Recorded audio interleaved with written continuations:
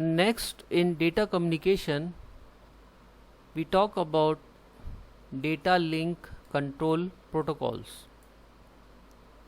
In this, we first study flow control, then we will study error control, then we talk in detail high level data link control HDLC.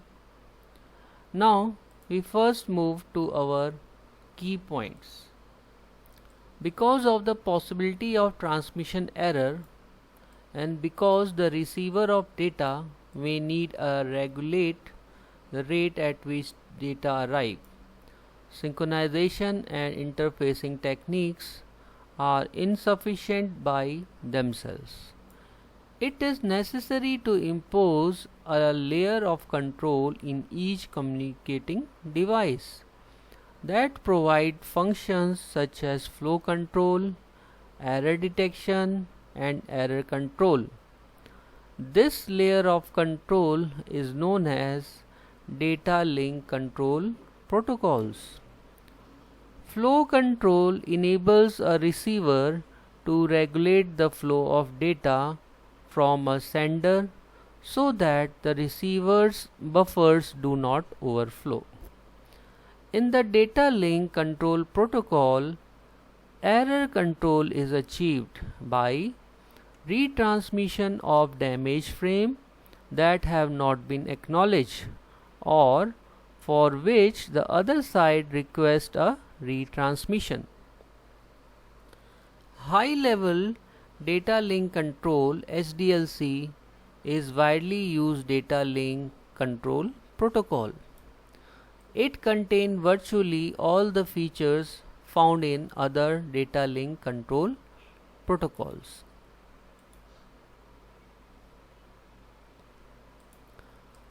Our discussion so far has concerned sending signals over a transmission link. For effective digital data communication, much more is needed to control and manage the exchange. In this unit, we shift our emphasis to that of sending data over a data communication link. To achieve the necessary control, a layer of logic is needed above the physical layer. This logic is referred to as data link control or data link control protocol. When a data link control protocol is used, the transmission medium between systems is referred to as data link. To see the need for data link control, we list some of the requirements and objective for effective data communication between two directly connected transmitting receiving stations. First is frame synchronization. Data are sent in blocks called frames. The beginning and end of each frame such must be recognizable. We briefly introduced this topic with the discussion of the synchronous frame that we will discuss in figure 6.2. Flow control. The sending station must not send frames at a rate faster than the receiving station can absorb them. Third is called error control. Bit errors introduced by the transmission system should be corrected. Addressing. On a shared link such as a local area network, the identity of the two stations involved in a transmission must be specified. Now we move to flow control. The flow control is a technique for assuring that the transmitting entity does not overwhelm a receiving entity with data. The receiving entity physically allocates a data buffer of some maximum length for a transfer. When data are received, the receiver must do a correct amount of processing before passing the data to a higher level software. In the absence of flow control, the receiver's buffer may fill up and overflow while it is processing old data. To begin, we examine mechanisms for flow control in the absence of errors. The model we will use is depicted in figure 7.1a, which is a vertical time sequence diagram. It has the advantages of showing time dependencies and illustrating the correct sending-receive relationship. Each arrow represents a single frame transmitting a data link between two stations. The data are sent in a sequence of frames, with each frame containing a portion of the data and some control information. The time it takes for a station to emit all the bits of frame onto the medium is the transmission time. This is proportional to the length of the frame. The propagation time is the time it takes for a bit to traverse the link between source and destination. For this section, we assume that all frames that are transmitted are successfully received. No frames are lost and none arrive with error. Furthermore, frames arrive in the same order in which they are sent. However, each transmitted frame suffers an arbitrary and variable amount of delay before reception. This is a figure which is model of frame transmission. Figure A is called error-free transmission. Here there is a source and destination. Between source and destination there is a communication via frame to frame. When there is a accurate transmission, error-free transmission, there is a communicating between frame to frame. But in case of error or losses in transmission, this is figure B. There may be a loss of transmission, that is in frame 2, and there may be error, that is in frame 4.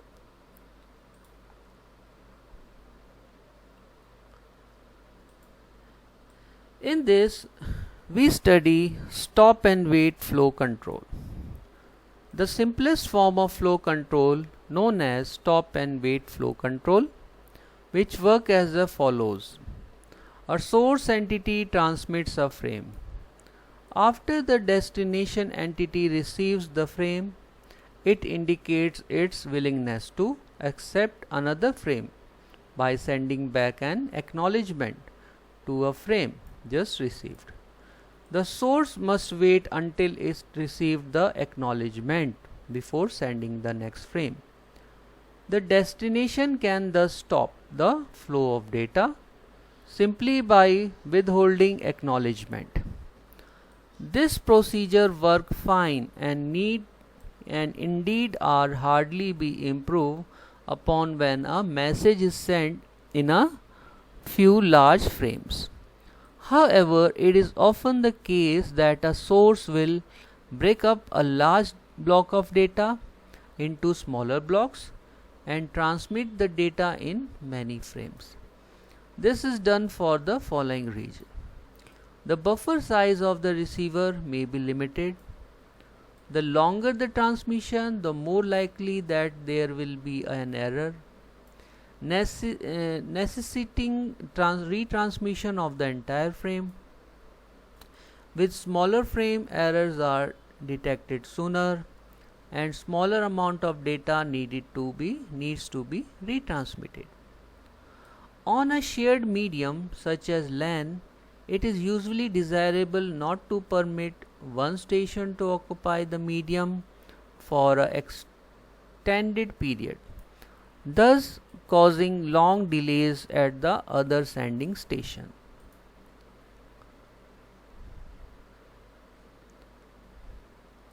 With the use of multiple frame for a single message, stop and wait procedure may be inadequate. The essence of the problem is that only one frame at a time can be in transit. To explain, we first define the bit length of a link. Bit length of the link is denoted by capital B, which is equals to R into D upon V. Here B is called length of the link in bits. This is the number of bits present on the link at an instant in time when the stream of bit fully occupy the link.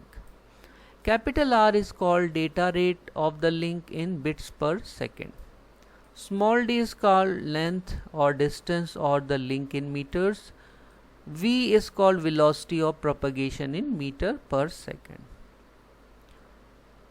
In situations where the bit length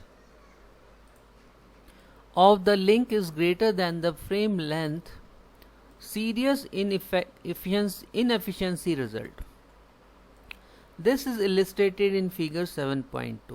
In the figure, transmission time, the time it takes for a station to transmit a frame, is normalized to 1, and the propagation delay, that is, the time it takes for a bit to travel from sender to receiver, is expressed as a variable a. Thus, we can express a as small a equals to b upon L, where capital L is the number of bits in the frame, that is length of the frame in bits.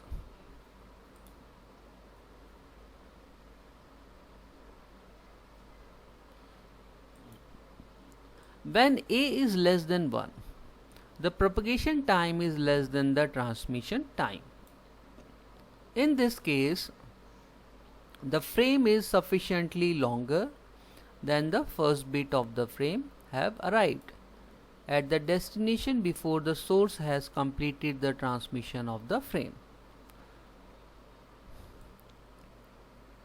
In this figure, we show stop and wait link utilization. Here the transmission time is 1 and the propagation time is a.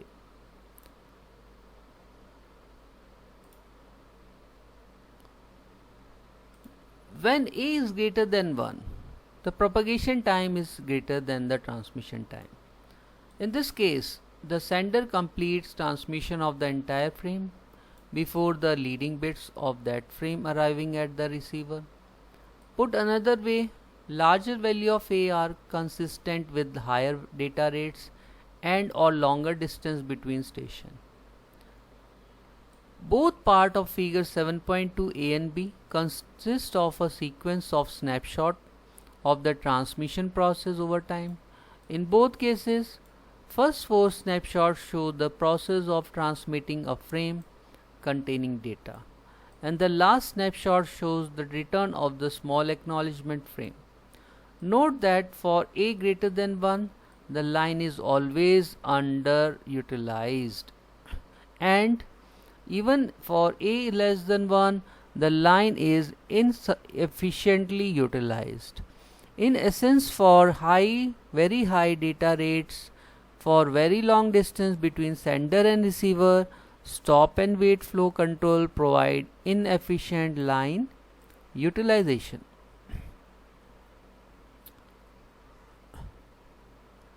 Next is sliding window flow control. The essence of the problem described so far is that only one frame at a time can be transmitted. In situations where the bit length of the link is greater than the frame length, that is a greater than 1, serious inefficiencies result.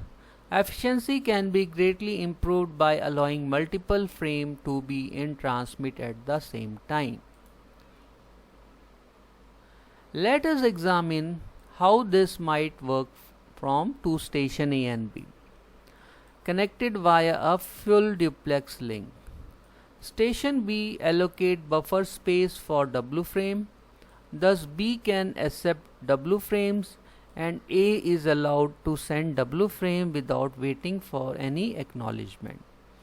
To keep track of these frames have been acknowledged, each is labeled with the sequence number. B acknowledges a frame by sending acknowledgement that include the sequence number for the next frame expected. This acknowledgement also implicitly announces that B is prepared to receive the next W frame beginning with the number specified. This scheme can also be used to acknowledge multiple frames. For example, B could receive frame 2, 3 and 4 but withhold acknowledgement until frame 4 has arrived. By then returning the acknowledgement with sequence number 5, B acknowledges frame 2, 3 and 4 at one time. A maintains a list of sequence number that is allowed to send, and B maintains a list of sequence number that it is prepared to receive. Each of these lists can be thought of as a window of frame. The operation is referred to as sliding window flow control. Several additional commands need to be made because sequence number to be used occupies a field in the frame.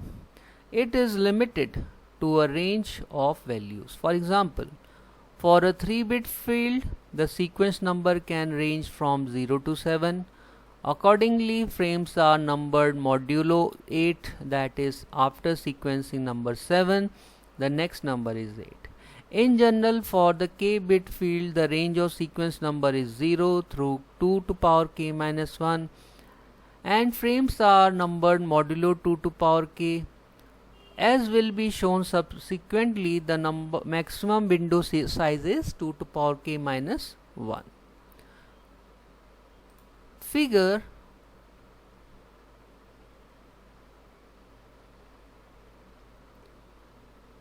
7.3 is useful way to depicting the sliding window process. It assumes the use of 3-bit sequence number so that frames are numbered sequentially.